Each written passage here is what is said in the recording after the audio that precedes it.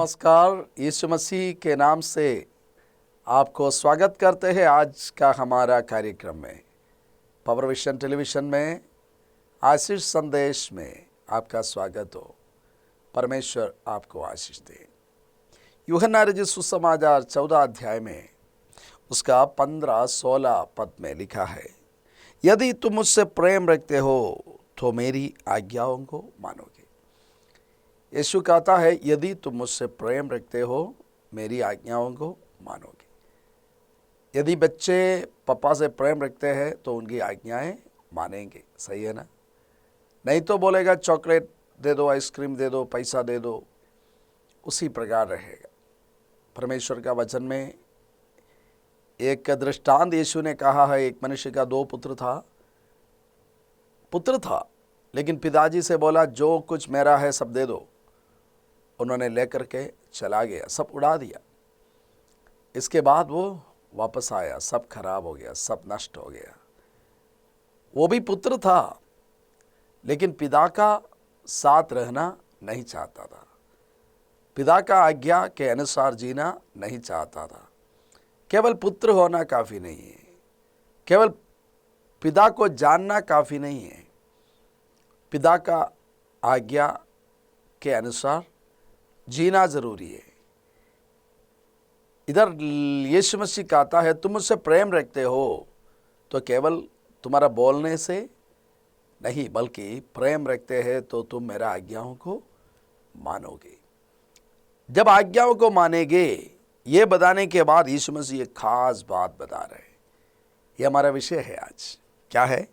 मैं पिता से विनती करूंगा और वह तुम्हें एक और सहायक देगा कि वह सर्वदा तुम्हारी साथ रहे।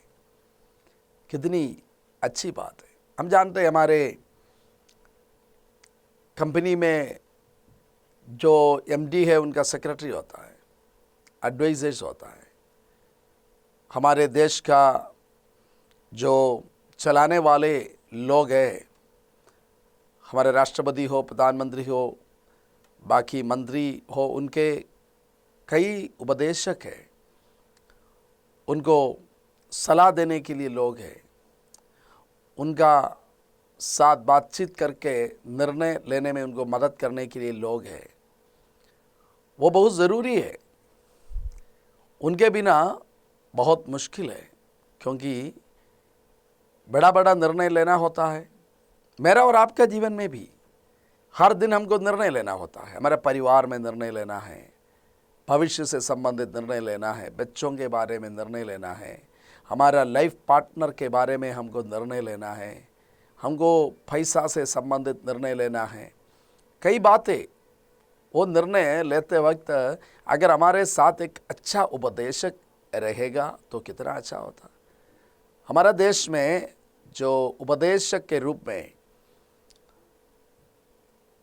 मतलब हमारे मंत्रियों के साथ साथ काम करने के लिए आईएएस ऑफिसर्स होते हैं।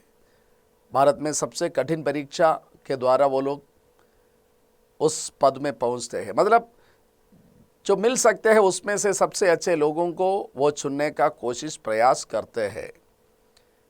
उनका ज़रूरत है निर्णय लेने में, वो मदद करेगा। इधर देखिए, मेरे लिए और आपके लिए उपदेशक के बारे में परमेश्वर कहते हैं, प्यारो आप अकेले नहीं हैं।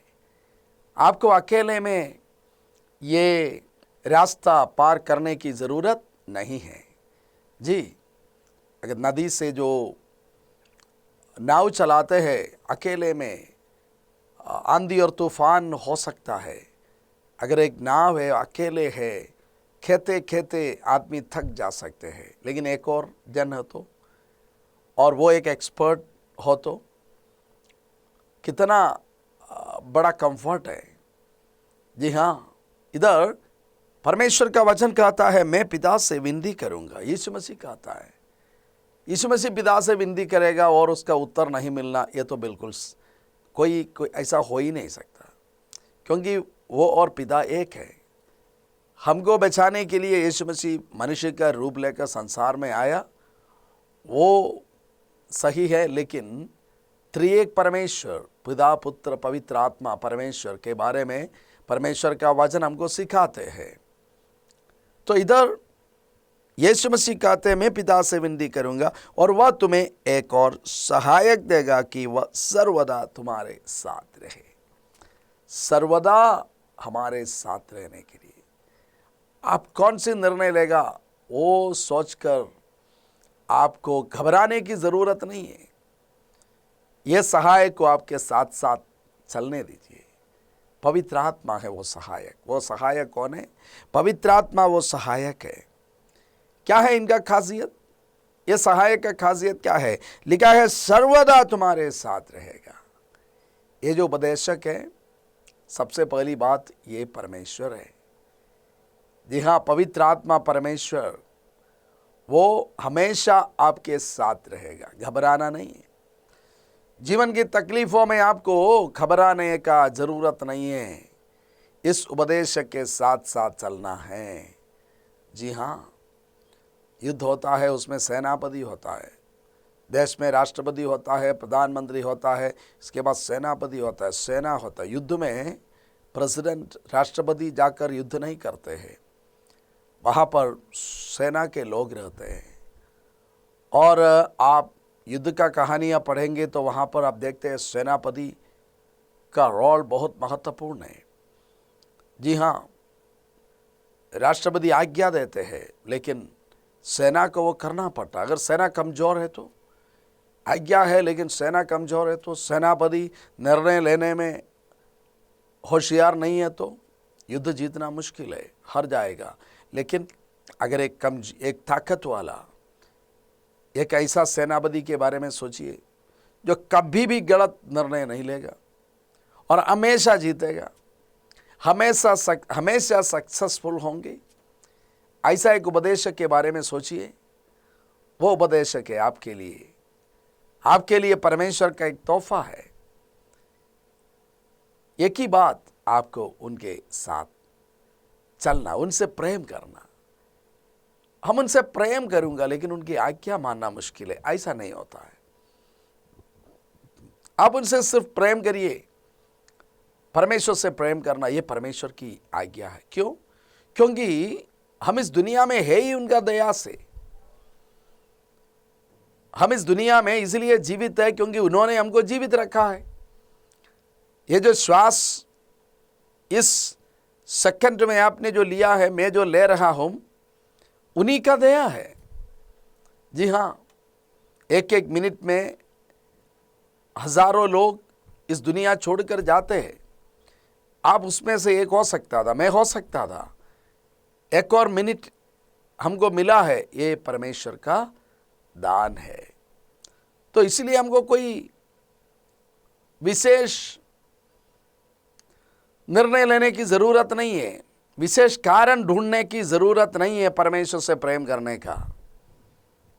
परमेश्वर से प्रेम करने का कारण, एक ही कारण काफी है। क्या है? मैं जिंदा हूं। मैं जिंदा हूं तो उनकी दया है। तो जब आप उनसे प्रेम करेगा, उनकी आज्ञा को मानेगा, उनकी आज्ञा को मानेगा। माता पिता, अगर बेटा हॉस्पिटल में है तो रात दिन वो पूरा रात भर वो जगे रहते हैं। बोलते हैं ना, बेटा का तबीयत खराब था, कल रात में मैं सोया ही नहीं। तबीयत बेटा का ना खराब था, आप सोते नहीं? सो नहीं सकते। क्यों नहीं सोए? आप तो डॉक्टर नहीं है, आप नर्स नहीं है, वो लोग देखते हैं। आप क्यों नहीं सोए? अब इसलिए नहीं सोए क्योंकि आपको उनसे प्रेम है, आपको उनसे लगाव है और आपको काफ़ी खर्च लगा है। 10,000 रुपया लगा है, कभी 1 लाख रुपया लगा है, आपके पास पैसा का कमी है, तो फिर भी बच्चा आपको वापस तो नहीं देगा वो पैसा।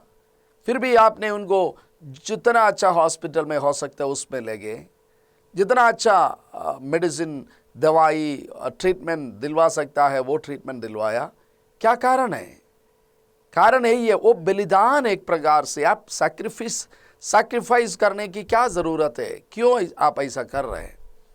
एक ही कारण है, आपका उनसे प्रेम। जब प्रेम है ना, तब आपको किसी का मदद करना कठिन नहीं है। जब प्रेम है, किसी का इच्छा के अनुसार काम करना कठिन नहीं है। परमेश्वर की इच्छा के अनुसार काम करना, परमेश्वर को आपका उस प्रकार की काम की जरूरत नहीं है ताकि आप उनकी सेवा करें और उनको उससे फायदा मिले।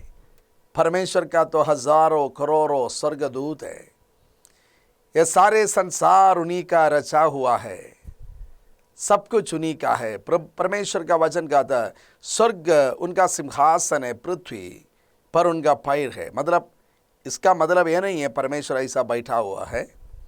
परमेश्वर का वचन में लिखा है वो आत्मा है, लेकिन परमेश्वर का वचन हमको ये सिखा रहे हमारा परमेश्वर किस प्रकार, वो कितना महान है।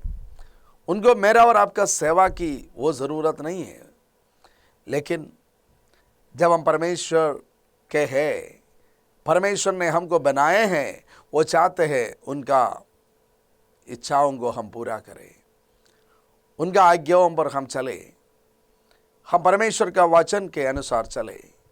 जब हम ऐसा परमेश्वर के वचन के अनुसार जीने का इच्छा रखते हैं, उसके लिए हम समर्पित हैं, तो इधर परमेश्वर का वचन कहते हैं मैं पिता से विनती करूंगा और वह तुम्हें एक और सहायक देगा कि वह सर्वदा तुम्हारे साथ रहे। प्यारो, आज परमेश्वर का एक वायदा है आपके लिए, एक ऑफर है। हमको अच्छा लगता है ना ऑफर। उस दुकान में ऑफर आया है, हम बोलते हैं देखिए आपके लिए इस दुनिया का किसी का ऑफर नहीं है, परमेश्वर का ऑफर क्या है? सर्वशक्तिमान परमेश्वर सर्वदा आपके साथ रहेंगे। जी, इस पवित्र आत्मा के बारे में परमेश्वर का वचन में और लिखा है 16 अध्याय में, यूहन्ना रचित सुसमाचार 16 अध्याय में। आपके पास परमेश्वर का वचन है तो आप उसको खोलकर देखिएगा, जरूर पढ़िएगा भी। क्या लिखा है? मैं तुमसे सच कहता हूं कि मेरा जाना तुम्हारे लिए अच्छा है। कहाँ जाना? यीशु मसीह अपना स्वर्ग वापस जाने के बारे में अपने चेलों को बता रहे हैं। यीशु मसीह जब इस दुनिया में था, उनको अच्छी तरह सब कुछ मालूम था क्या होने वाला है, उनका मृत्यु कैसा होने वाला है, इसके बाद क्या होगा, सब यीशु को मालूम था। क्योंकि यीशु मसीह एक एटर्नल योजना, एक अनंत काल का योजना के अनुसार इस संसार में आए हैं। जी हाँ, तो उनको मालूम है वो मरेगा, तीसरा दिन जी उठेगा, इसके बाद 40 दिन के बाद वो स्वर्ग वापस जाएगा। इसका मतलब ये नहीं है यीशु मसीह अभी धरती पर नहीं है, वो परमेश्वर है, वो सर्वशक्तिमान है, सर्वव्यापी है। यीशु ने कहा जो कोई मुझ पर विश्वास करेगा मैं उनका दिल में आएगा। परमेश्वर आत्मा है, आत्मा। हम हमारी इस आँख से उनको देख नहीं सकते हैं, लेकिन हम उनको महसूस करते हैं। जी हाँ, तो हमारा दिल में भी रहते हैं। लेकिन इधर कहते हैं मेरा जाना तुम्हारे लिए अच्छा है, मतलब स्वर्ग जाना में तुम्हारे लिए अच्छा है, क्योंकि यदि मैं न जाऊं तो वह सहायक तुम्हारे पास न आएगा, परंतु यदि मैं जाऊंगा तो उसे तुम्हारे पास भेजूंगा। तो वो आकर क्या करेगा? वह आकर संसार को पाप और धार्मिकता और न्याय के विषय में निरुत्तर करेगा। जी हाँ, यीशु मसीह का वायदा है इस पवित्र आत्मा को हमारे लिए भेजेंगे। उससे हमको फायदा है। क्या है? वो हमको पाप के बारे में समझाएगा, क्या सही है क्या गलत है इसके बारे में समझाएगा। जरूरी है ना, गाड़ी चलाते वक्त निर्णय लेना पड़ता है, हर पल निर्णय लेना पड़ता है। जी, ऐसा तो गाड़ी चलाते वक्त बहुत नियम है। जिस जगहों में जिन जगहों में उस नियम का पालन करते हैं एक्सीडेंट्स बहुत ही कम है। जिन जगह में ये नियम का पालन नहीं करते हैं, एक बार कुछ नहीं होता, 2 बार कुछ नहीं होता, लेकिन कई बार ऐसा चलते हैं तो आदमी मर जाता है। हर आदमी मरता नहीं है एक्सीडेंट में, लेकिन आप देखिएगा जहाँ पर नियम का तोड़ना लोगों का आदत है, वहाँ पर एक्सीडेंट्स में लोग जो मरते हैं बहुत ज़्यादा है। गाड़ी चलाते वक्त निर्णय लेना पड़ता है। वो निर्णय सही होना जरूरी है, सही होना जरूरी है। अगर निर्णय सही नहीं है तो गाड़ी को ओवरटेक करते हैं तो एक्सीडेंट हो जाएगा। निर्णय सही नहीं है तो कई प्रकार का दुर्घटना हो जाएगा। उसी प्रकार हमारा जीवन की गाड़ी भी है प्यारों। एक साधारण गाड़ी चलाते वक्त आपको मालूम है, आप ध्यान नहीं देते होंगे, लेकिन आप हर पल एक निर्णय लेते रहते हैं। कितना स्पीड कम करते, ब्रेक में दबाते, एक्सेलरेटर में दबाते, राइट जाते, लेफ्ट जाते, ओवरटेक करते। जी हाँ, आप तेजी से ओवरटेक करते, नहीं तो ओवरटेक करते वक्त आपको देखा वहाँ से एक गाड़ी आ रही, आप रुका, और एक गाड़ी ऐसा आ रहे जो बिल्कुल नियम सब तोड़ कर आ रहे, तब आपको कुछ ऐसा निर्णय बहुत जल्दी लेना पड़ता है। ये सब निर्णय आप हर पल लेते हैं। तो ये आपका जीवन का गाड़ी है ना, आपका साधारण इस सड़क में चलने वाला एक गाड़ी से बहुत बहुत ज़्यादा कॉम्प्लिकेशंस है उसमें। वो निर्णय आप और मैं अकेला नहीं ले सकता। आपको एक नेविगेटर, आपको एक सलाहकार की ज़रूरत है। कौन है वो सलाहकार? वो सलाहकार है परमेश्वर की आत्मा। वो आपको क्या गलत है क्या सही है निर्णय लेगा, आपके लिए निर्णय लेगा, आपको बताता रहेगा। अभी है ना आपके पास, आपका मोबाइल फ़ोन में आप GPS ऑन करते हैं तो बताते हैं 200 मीटर आगे जाइए, लेफ्ट मोड़िए। आप अगर सीधे जाते हैं तो वो बार बार बोलता रहेगा यू टर्न। आपका जीवन का गाड़ी को चलाने के लिए, आपको निर्णय बताने में, निर्णय लेने में यह सलाहकार पवित्र आत्मा मदद करते हैं। वो कभी भी गलत नहीं बोलेगा। इसलिए आप चिंता नहीं करना। यीशु ने कहा चिंता मत करो। परमेश्वर का वचन कहता है चिंता मत करो। प्रभु का वचन कहता है तुम आकाश की पक्षियों को देखो, ये खेत का शोषण को देखो, वो सब को अगर मैं भोजन देता है, सुंदर बनाते हैं, तो क्या मैं तुम्हारे लिए नहीं कर सकता? प्यारो, ये सारे दुनिया को चलाने वाला हमारा परमेश्वर है। आप जानते हैं इकोसिस्टम, जो आप जंगल में देखिए वहाँ पर बहुत साइकिल्स चलता है, उसको फूड चेन, फूड वेब सब बोलता है। मतलब एक जानवर दूसरा जानवर को खाते, उसको दूसरा खाते, सब मर जाते, तो उस पर कीड़ा बैक्टीरिया खाते, उसको सैप्रोफाइट्स कहते हैं अंग्रेज़ी में, और वो सब मिट्टी में मिल जाता है। उस मिट्टी से फिर न्यूट्रिएंट्स लेकर के पेड़ बढ़ता है, उसको हिरन खाते, हिरन को शेर खाते हैं, शेर मरता है तो उसको फिर बैक्टीरिया खाते हैं, वो मिट्टी में मिल जाता है, फिर वो पेड़ के लिए न्यूट्रिएंट बन जाता है, खाद बन जाता है। एक साइकिल है। कौन बनाया प्यारो? कौन बनाया? ये सब कुछ कौन चलाता है? वही परमेश्वर, वही खुदा। वो बोल रहे आज आपको मैं तुमको चलाऊंगा, चिंता मत करो। आप अभी बैठे हुए हैं ना, मन में कुछ दुख के साथ, कुछ परेशानी के साथ, आप उठने से पहले परमेश्वर आपका मन में काम करने जा रहे हैं। हम आपके लिए प्रार्थना करने जा रहे हैं। परमेश्वर आपका जीवन में चमत्कार करेगा। यह सलाहकार आपके साथ है, ये काउंसलर आपके साथ है। हम जाते हैं ना, लोग जाते हैं ना काउंसलर के पास। जी, एक बहुत बड़ा काउंसलर ने बताया, सबसे अच्छा काउंसलिंग बुक परमेश्वर का वचन के बारे में बताया। जी, ये आपका काउंसलर है, परमेश्वर आपका काउंसलर है। कहता है वो सहायक है, वह आकर संसार को पाप और धार्मिकता और न्याय के विषय में निरुत्तर करेगा। मतलब सही और गलत क्या है, धार्मिकता क्या है, सच्चाई क्या है, क्या करना चाहिए, क्या नहीं करना चाहिए आपका जीवन में, आपका परिवार में, आपका नौकरी में, आपका पढ़ाई में। आपका सबसे अच्छा सलाहकार है ये पवित्र आत्मा। वो आपको अकेला छोड़ने वाला नहीं है। यीशु ने कहा मैं तुमको नहीं छोड़ूंगा, मैं तुमको नहीं त्यागूंगा। पिता परमेश्वर का वचन कहते हैं चाहे एक माँ अपना बेटा बेटी को छोड़ दे, लेकिन मैं तुमको नहीं छोड़ूंगा, नहीं छोड़ूंगा। विश्वास करिए आप, परमेश्वर आपके लिए काफ़ी है। ये पवित्र आत्मा आपके लिए काफ़ी है। आइए हम प्रार्थना करें। प्रभु परमेश्वर, हम प्रार्थना करते हैं पवित्र आत्मा के लिए धन्यवाद।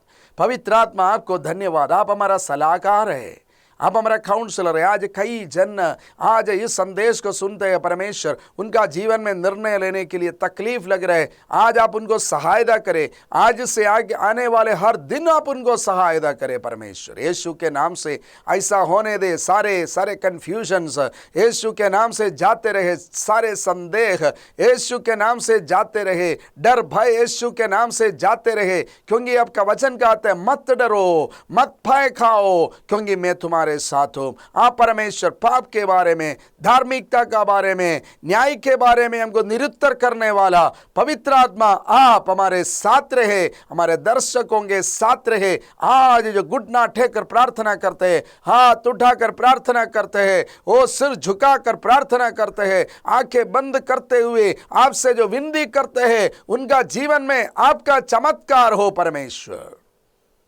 उनको आपके हाथ में देते हैं। धन्यवाद प्रभु, प्रार्थना सुनने के लिए यीशु मसीह के नाम से मांगते हैं, आमीन। मत भूलिए आपका प्रार्थना विषय आप टेलीफोन के द्वारा बता दीजिए, हमारा प्रार्थना दल आपके लिए प्रार्थना करेंगे। परमेश्वर आपको आशीष देंगे, आपका प्रार्थना का उत्तर जरूर देंगे। God bless you. परमेश्वर आपको आशीष दे।